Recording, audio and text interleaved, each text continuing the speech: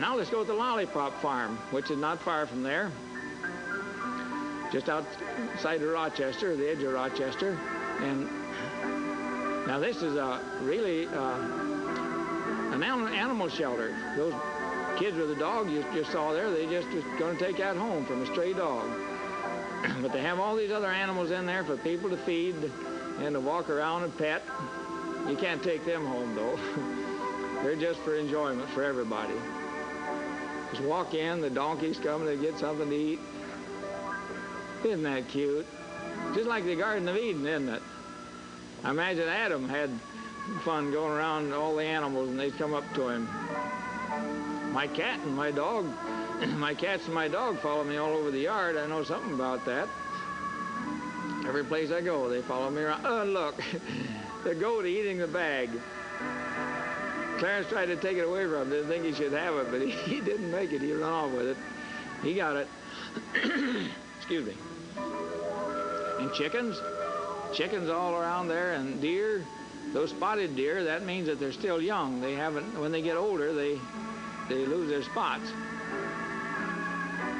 Everything is friendly and just a little donkey. Now those with the horns on, they were in a cage. They wouldn't be safe to leave out there for the little kids to run around. But look at this little girl coming. Look, see what happens to her now. Goat comes up, tries to get a hold of her dress. Mother rescues her, and the donkey comes to see her. And then a deer comes up and does get a hold of her. You have to eat the dress. How about that? And there's a rabbit chasing the chicken. I think he wants to play with it. Now we're on the Blue Water Bridge, going back across from Sarnia to Fort Huron in Michigan. And I'm going to walk across that bridge. I'm going to walk across, and my wife is going to drive the car, and I'll walk across and so I can get some pictures. There she goes. I'm part way across, and she's driving on across and says goodbye. She'll wait for me on the other side, though. People way down below, and there goes a boat. There goes some skiers. Look at that. How about that? Let's take a message break now, shall we?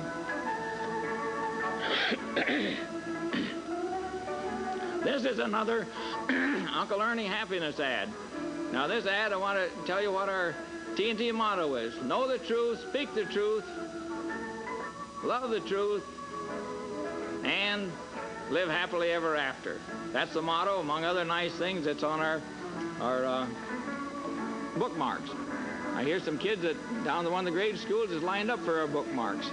And also for some hike papers that they got announcing a hike. We're going to go someplace to do a hike. And they come, and some of them even leave their ball game and come running, line up.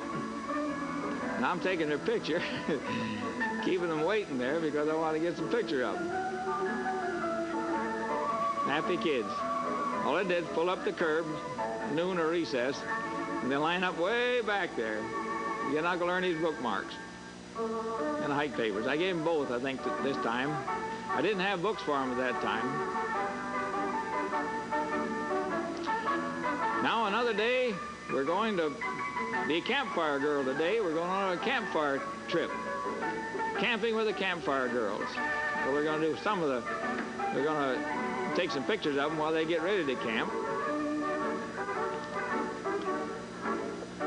And oh my, there's sure a lot of them. They come from all over. And the women and girls come and help them. The mothers, of course, are going along with them, and they help. They do, the girls and the women put up their tents and do most of the work. There was some dads that come along and a few brothers that come along to help with some of the stuff. This girl's trying to climb a tree. Now, you know probably, and I know, that a big tree that big is hard to climb. You can't get your arms around it. If she wanted to climb a tree, she'd get a hold of a smaller tree, and then she'd get her arms and legs around it, and she could hitch herself up, maybe. But some in the woods are raking up the leaves, make a room for a campfire or a spot. They got their luggage outside. They just set the luggage down until they get the tents up. They didn't everybody come at once. They just came stringing in all morning long, putting their tents up. Here's some taking it easy. Sure having a lot of fun. Beautiful day, too. Now watch this group putting this tent up. You got a lot of help there. Everybody holding ropes all the way around it. If they just stand there and hold the ropes all the time, they wouldn't need any poles as long as they had somebody to hold the ropes, but they got to put the poles up. When they decide which end of the pole goes where, looks like kind of a new experience for all of them, trying to figure things out, how to do that thing. Now, they was pulling so hard on one side that they pulled the stake out on the other side and pulled up in the air. And I got the picture of it, and the camera and I got the picture, but they didn't know it until afterwards, because they came back and fixed it later. These kids putting up a pup tent. New experience for them, too. There's a lot of help doing it. This lady's pounding the steak. Actually, she does a pretty good job pounding that. But I told her, I said, why don't you mess once in a while so it'll make a better picture? Finally, I got through to her, and so she makes a few messes just on purpose. She didn't do that except as I asked her to. I wanted something to be funny. And all of them, there wasn't room in the woods for everybody, so some of them got out in this field. Oh, a lot of them out in this field. Quite a hay field. Hay or weeds or grass or something out there. But after they've packed around on it and slept on it, it'll be packed down. In fact, that grass will help keep the dampness of the earth away when they lay on it, won't they? They'll probably put a plastic underneath it, though. There's some of the boys, the brothers that came along to help. Looks like they're digging a place out to make for a campfire.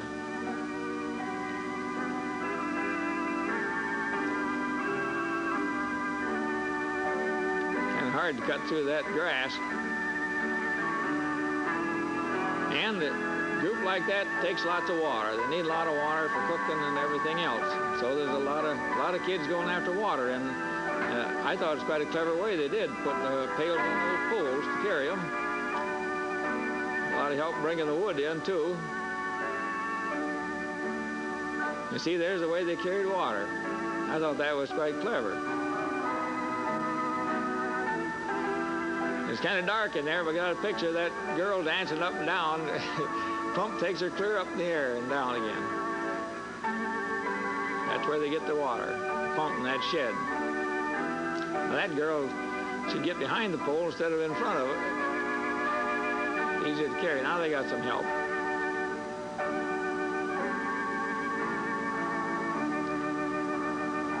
Quite a load. Hey, we got it. Now look at that. Hey, there's teamwork for you. All those kids bringing in a log.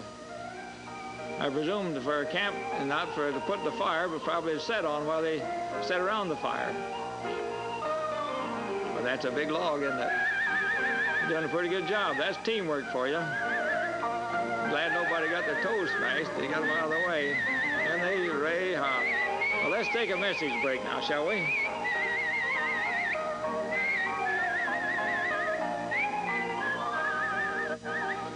This is another Uncle Ernie happiness ad.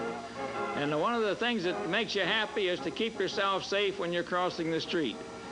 Now, if you don't mind the safety rules and your safety patrol, even when there is no safety patrol, you want to remind the safety rules of crossing the street, or everything you do, be safe.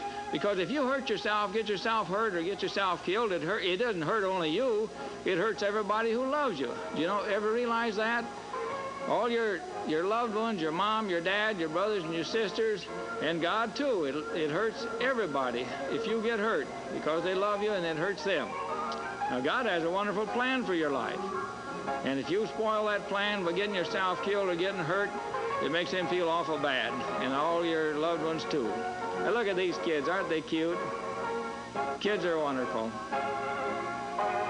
These kids are so friendly. They'd holler at Uncle Ernie.